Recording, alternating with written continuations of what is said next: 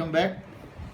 हमने अभी पिछला पैराग्राफ देखा, उसमें आपने जानकारी ली कि किस तरह से वो जो गिफ्ट देने का इरादा उसने बनाया था, हाफ ऑफ द प्रॉफिट, उससे वो 15 पर आया, 10 पे, और 10 से फिर 5 पर उसने डिसाइड किया कि 5 पाउंड जो है उसको देना क्या होगा, उचित होगा।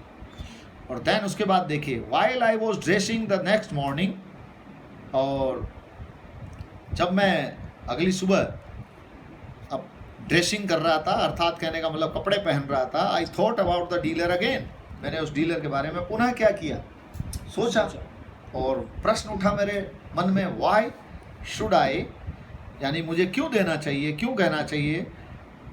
सो माई थॉट्स रैन, इसका मतलब क्या है बार बार ये सो माई थॉट्स रैन का मतलब क्या समझ रहे हैं आप? मन, हाँ, विचार आ रहे हैं, मेरे मन में विचार आते हैं, जैसा कि मेरा मन कहता है कि भाई मुझे क्यों करना चाहिए। डायरेक्टली यानी सीधे सीधे सीधे एकदम सीधे प्रत्यक्ष रूप से, डायरेक्टली माने सीधे। आई had for the first time in my life, यानी मैंने अपनी ज़िंदगी में पहली बार, क्योंकि आप लोगों को पता ही है उसकी किस्मत क्या थी, उसकी डेस्टिनी क्या थी, ये तो आपको पता है ना, हमेशा लॉस खाने की थी। लेकिन मेरे जीवन में directly I had for the first time in my life brought of financial coup, यानी पहली बार मेरी ज़िंदगी में एक बहुत बड़ा फाइनेंशियल कूप आया। अर्थात कहने का मतलब समझ में आया, फाइनेंशियल कूप का मतलब आर्थिक लाभ। फाइनेंशियल कूप का मतलब यहाँ क्या है? आर्थिक लाभ, यानी बहुत बड़ा आर्थिक लाभ पहली बार मेरी ज़िंदगी के अंदर आया है।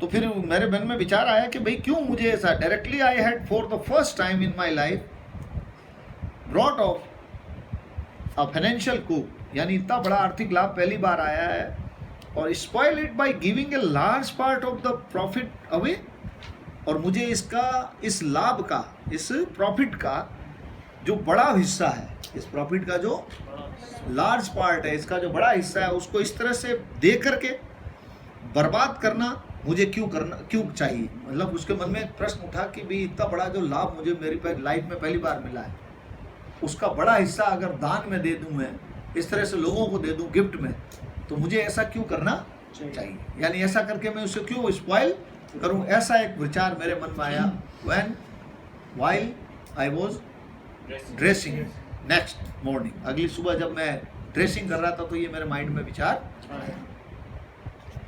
क्या विचार आया कि भाई फर्स्ट टाइम मेरी लाइफ में इतना बिग प्रॉफिट हुआ है। फाइनेंशियल कूप का मतलब यहाँ क्या है?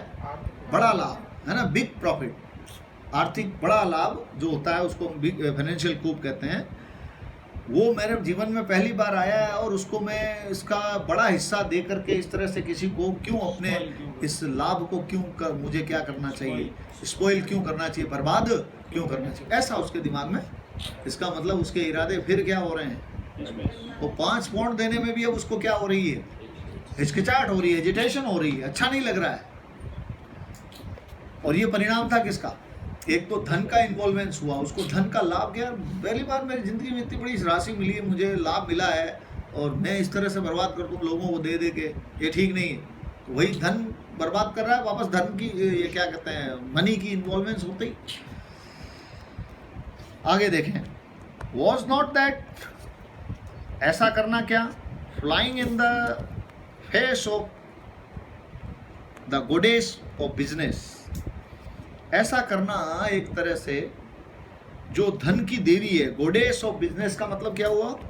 गोडेस माने आप जानते ही हैं, देवी, गॉड इसका ऑपोजिट होता है, ऑपोजिट जेंडर ऑफ बिजनेस, हाँ, धन की देवी। जैसे हमारे यहाँ पर धन की देवी किसको माना गया है?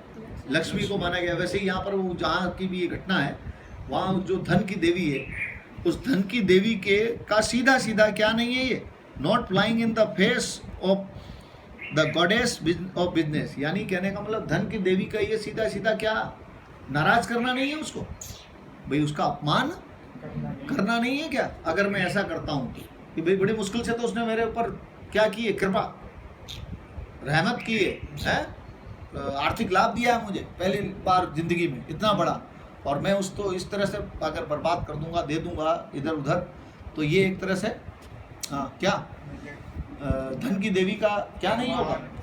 फ्लाइंग इन द फेस का मतलब क्या लिखा हुआ देखो, अपमान करना, इंसल्ट नहीं होगी उसकी।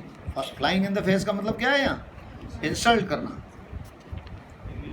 हाँ, ह्यूमिलिएट करना, अर्थात उसको अपमान करना नहीं होगा।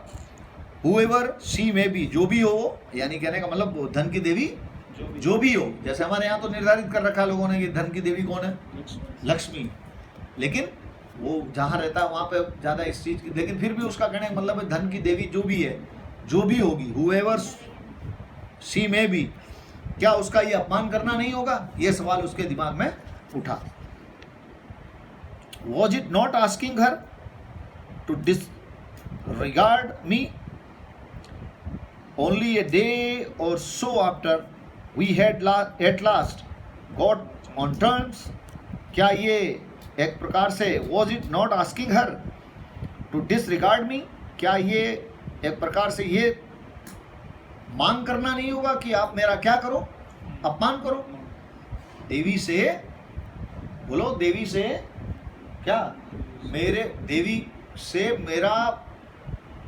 मेरे द्वारा अपने अपमान के लिए पूछना नहीं होगा ये। अगर मैं ऐसा करता हूं तो ये एक प्रकार से क्या होगा? देवी से अपना अपमान करने जैसा नहीं होगा। ओनली ए डे और so after we had at last got on terms. अरे अभी अभी तो हमारे बीच में, ज्यादा समय तो थोड़ी हुआ है, कुछ ही समय तो हुआ है कि हम दोनों के बीच में रिश्ते क्या हुए हैं? अच्छे हुए हैं। कैसे?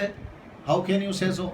इससे पहले तो धन की देवी ने, गॉडेस ऑफ क्या कहते हैं, बिजनेस ने या बनी ने उसके ऊपर कभी कृपा की नहीं, हमेशा उसको लॉस ही लॉस हुआ। बड़ी मुश्किल से अभी थोड़े दिन ही तो हुए हैं, 1-2 दिन ही तो हुए हैं क्या हमारे बीच क्या होने के संबंध, हाँ, टर्म्स हमारे क्या अच्छे होने के, संबंध सुधरने के।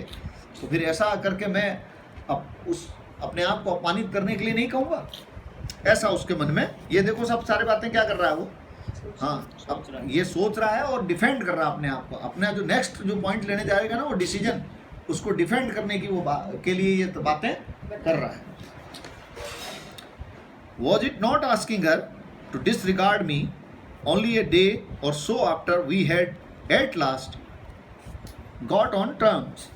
There is no fury, और फिर देखिए बहुत बड़ी बात कर रहा है ये, there is no fury, फरी माने एंगर, फरी माने एंगर यानी गुस्सा, क्रोध, फरी का मतलब एंगर, यानी फिर क्या कह रहा है? देयर इज नो फरी, ऐसा, हाँ, देयर इज नो फरी लाइक अ वुमेन स्कॉन्ड।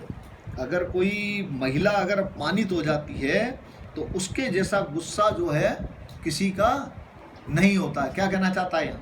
जब एक महिला अगर क्या हो जाए, अपमानित हो जाए, तो फिर उसका गुस्सा जो है, उसकी कोई सीमा, यानी उसके जैसा कोई गुस्सा नहीं होता है।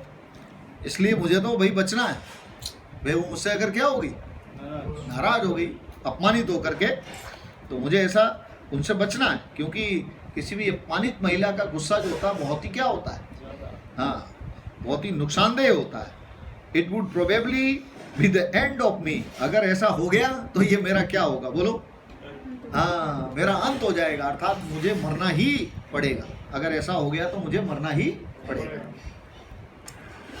सिटी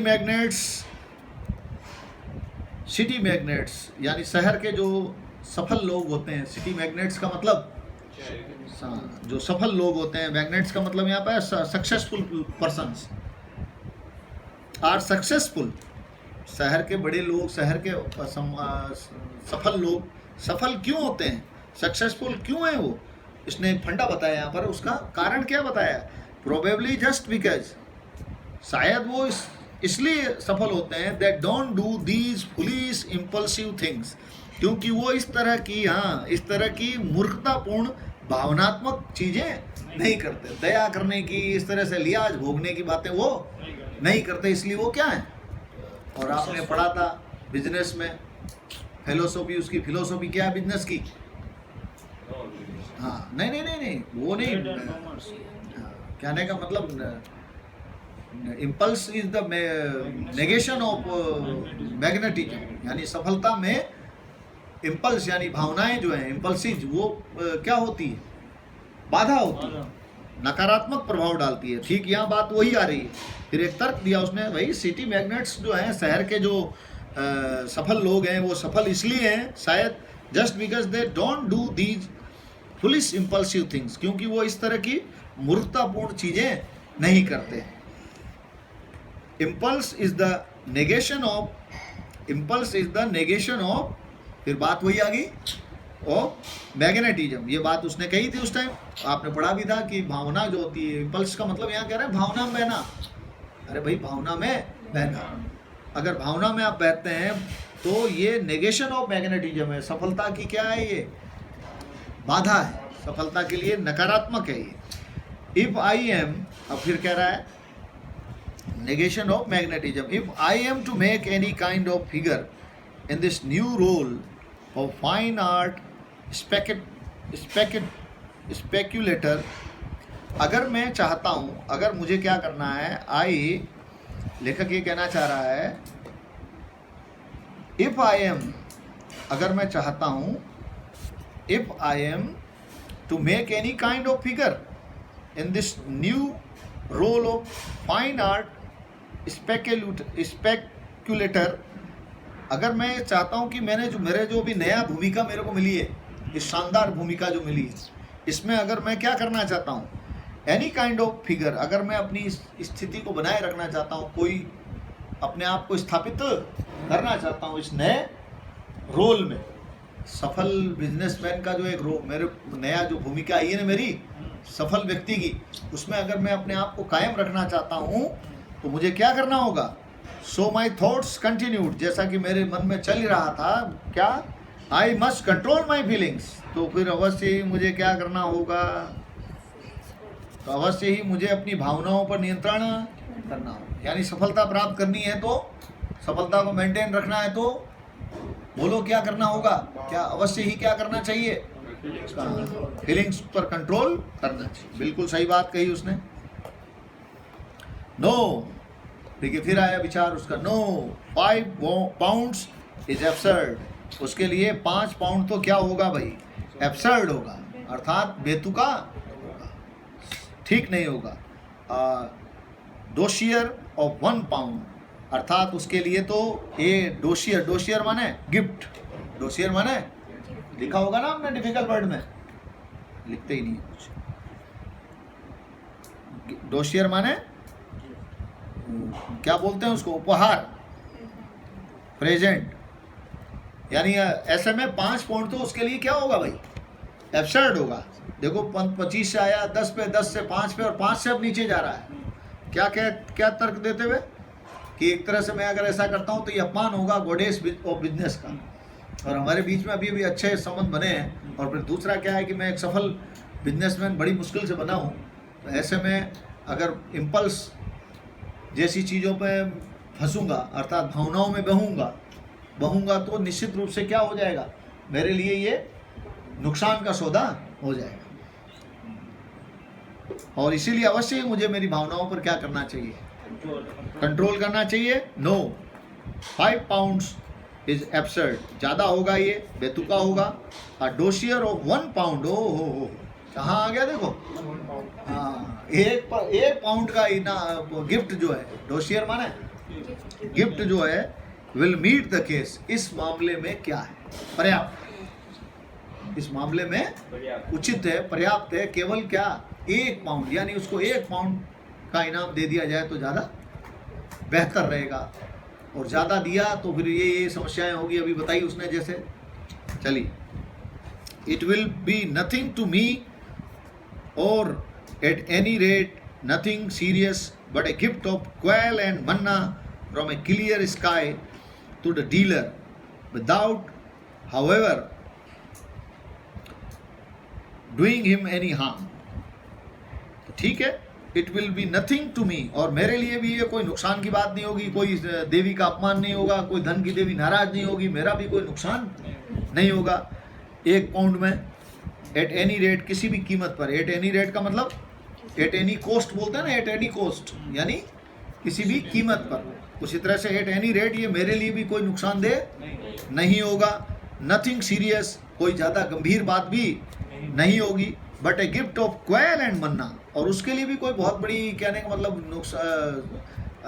मेरे लिए भी कोई गंभीर बात नहीं होगी, but a gift of quail and manna, सुनिए, लेकिन उसके लिए जैसे आपने कोई आशा की नहीं, सुनना ध्यान से, अगर हमें 1 रुपया मिलने की भी आशा नहीं है, वहाँ हमें 1 रुपया मिल जाता है, तो हमारे लिए तो वो इनाम क्या है, बोनस है भाई, वही कहना चाह रहा है। But a gift of quail and manna from a clear sky to the dealer, लेकिन उस डीलर के लिए तो ये क्या होगा भाई, बढ़िया ही होगा ना, उसके लिए तो बल्ले बल्ले ही है, इस चीज़ में तो अच्छा ही है, क्या नुकसान है भाई, उसकी तो कोई आशा तो थी नहीं कि मुझे उसको ये मिलने वाला है, ठीक है, उसको कोई आशा भाई, ये तो एक एक्सपेक्टेशन थी नहीं उसकी, वो तो होप ही नहीं कर रहा था कि ऐसा होने वाला है और ऐसे में कुछ मिल जाए उसको, तो क्या नुकसान है उसका, उसके लिए तो ये क्या बन जाएगी, quail and Manna, a gift, यानी कैसा इनाम, कैसा उपहार, quail and manna from a clear sky, ये एक तरह से इडियम है, देखो पीछे दिया हुआ है, इसके बारे में देखिए आप लोग, यहाँ पे पीछे लास्ट में दिया हुआ है,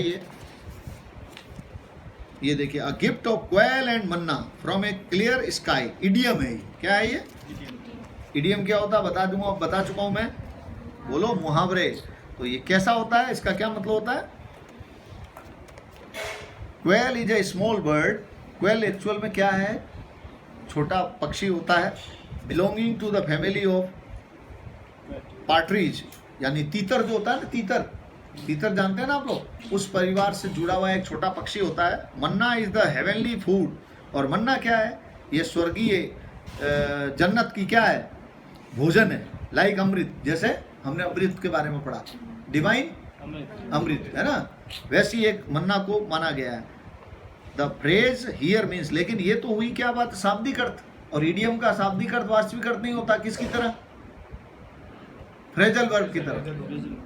अब रियल मीनिंग क्या है इसकी, एन अनएक्सपेक्टेड गिफ्ट और रिवॉर्ड, एक अनएक्सपेक्टेड गिफ्ट या रिवॉर्ड, यानी कैसा गिफ्ट, जिसकी कोई हमें आशा नहीं, अनएक्सपेक्टेड गिफ्ट और रिवॉर्ड, उसको हम कहते हैं क्या, बोलो, हाँ ये, तो उसके लिए तो भाई ये अच्छा ही अच्छा है भाई, उसने तो कुछ आशा की नहीं और उसको वो चीज़ मिल रही है, तो उसके लिए तो बड़ी बात है ना ये, ऐसा उसने बताया।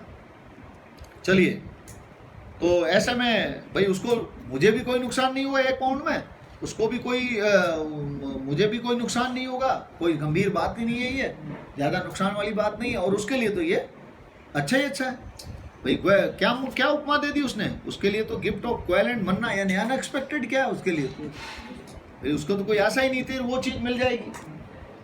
तो however doing him any harm, और इससे उसका कोई नुकसान भी, यानी वो किसी के बारे में गलत राय भी नहीं बनाएगा कि भाई मुझे ये भी दे वो भी दे, उसको भी, उससे भी मुझे ये मिलना चाहिए। अ पाउंड विल बी एम्पल, अब ऐसी स्थिति में वो भाई क्या कर रहा है, किस पे आ गया, 1 पाउंड एम्पल होगा, एम्पल का मतलब सफिशिएंट, पर्याप्त होगा, एम्पल माने पर्याप्त, एडेक्वेट, एम्पल है ना, यानी इसने ये बताया कि अब उसके लिए 1 पाउंड जो है पर्याप्त होगा। Accompanied by a brief note, किसके साथ, एक छोटे से लेटर के साथ, एक संक्षिप्त, ब्रीफ का मतलब होता है संक्षिप्त, छोटा, लेटर के साथ में 1 पाउंड जो है उसके लिए पर्याप्त होगा। देखिए क्या हुआ, देखिए कहाँ गए उसके जो नोबल आइडियल्स थे, यही आदमी कुछ घंटों पहले, 1 दिन भी नहीं हुआ भाई, 1 दिन भी नहीं हुआ, कुछ घंटों पहले क्या सोच रहा था, जबरदस्त लाभ देने की, यानी बहुत ही बड़ा लाभ देने की उसको सोच रहा था। लेकिन जैसे जैसे रिकंसिडरेशन, तो लाइफ में हमारे ऐसे बहुत से जीवन में अवसर आएंगे, ओकेजन्स आएंगे, जब हमको भी इस तरह से कोई नेक काम करने का इरादा आएगा, और फिर हम उस नेक काम को लास्ट में जा कर के नहीं करने का इरादा बना लेंगे, और उसके लिए जिम्मेदार कौन होगा, होता होगा, शायद आपके लाइफ में भी इस तरह की कोई घटना हुई होगी, तो आप जरूर शेयर करें, बताना कल मुझे लिख करके कि ऐसा कभी हुआ क्या, आपने कुछ अच्छा करने का इरादा किया और बाद में फिर किसी अपने मित्र से संपर्क हुआ तो उसने मुझे ये सलाह दी, फिर घर वालों से पूछा मैंने तो उन्होंने ये सलाह दी, फिर लास्ट में जा करके पता चला कि सब ने यही कहा कि तुझे ऐसा नहीं करना चाहिए। ऐसा कुछ हुआ होगा ना आपकी लाइफ में भी, निश्चित रूप से हुआ है, हर व्यक्ति के जीवन में होता है, क्योंकि हम सोशल क्रीचर हैं, सामाजिक प्राणी हैं, तो समाज के अंदर तो लोगों से राय मशवरा तो करना ही पड़ता है ना। चलिए लेकिन ये चीज़ नेक काम को संपादित करने में इम्प्लीमेंटेशन में बहुत बड़ी क्या बनती है, ये चीज़ बाधा बनती है। तो देख लें आप, यही आदमी जो 25 पाउंड की बात कर रहा था, अभी क्या कर रहा है, 1 पाउंड ही उसके लिए क्या है, एम्पल होगा, यानी सफिशियंट होगा, ज़्यादा ठीक नहीं रहेगा। ठीक, नेक्स्ट देखे, the note was to the effect that, उस लेटर में ये लिखा गया क्या, that I had sold the drawing at a profit.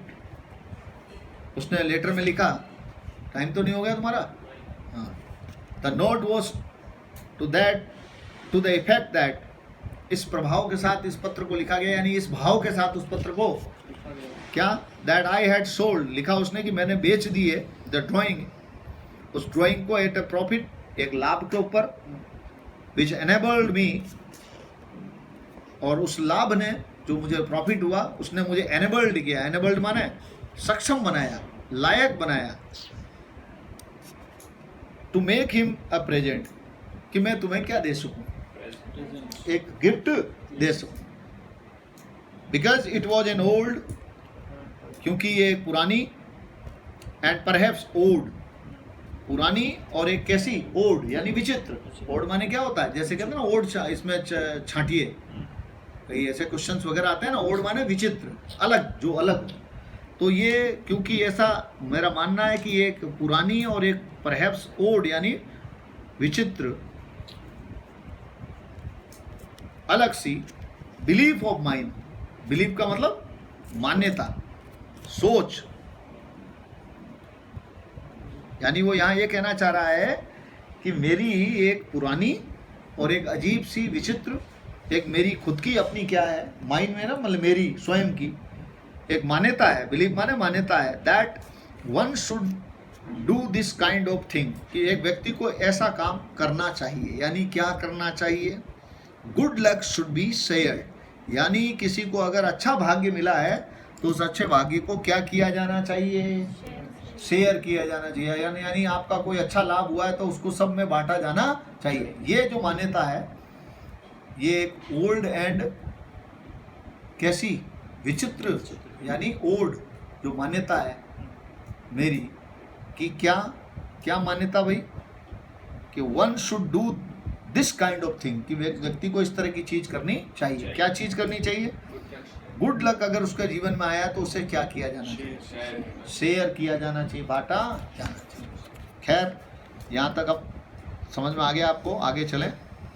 I had the envelope in my pocket, ठीक है, तैयार हो गया, और फिर वो लेटर लिख करके 1 पाउंड डाला, और वो लेटर भी उसके साथ एनक्लोज करके, और उस लेटर को मैंने कहाँ डाला, आई हैड द एनवलप इन माई, यानी उस एनवलप में डाल करके, उस एनवलप को, एनवलप माने जानते हैं आप लोग, लिफाफा,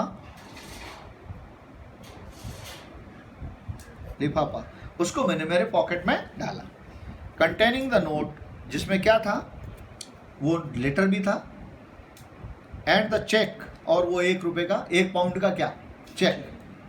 when I reach the club for lunch, और जब मैं कहाँ पहुँचा, क्लब में लंच के लिए पहुंचा, and that afternoon I played bridge, और फिर मैंने वहाँ उस दोपहर वहाँ उस क्लब में क्या खेला, ब्रिज। ब्रिज एक प्रकार का खेल होता है, ताश का, ये जो कार्ड्स होता है ना, कार्ड्स, उसका एक गेम है, वो मैंने क्या किया, खेला।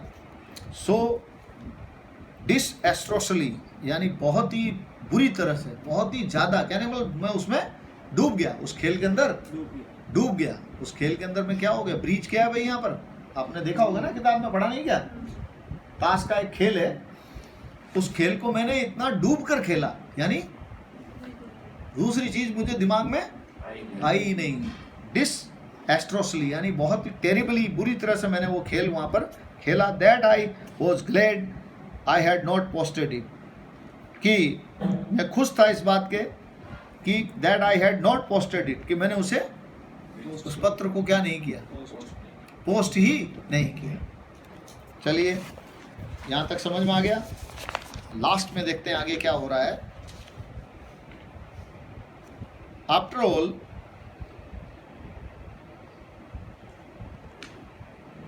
After all so my thoughts ran, जैसे कि मन में मेरे विचार चल रहा था,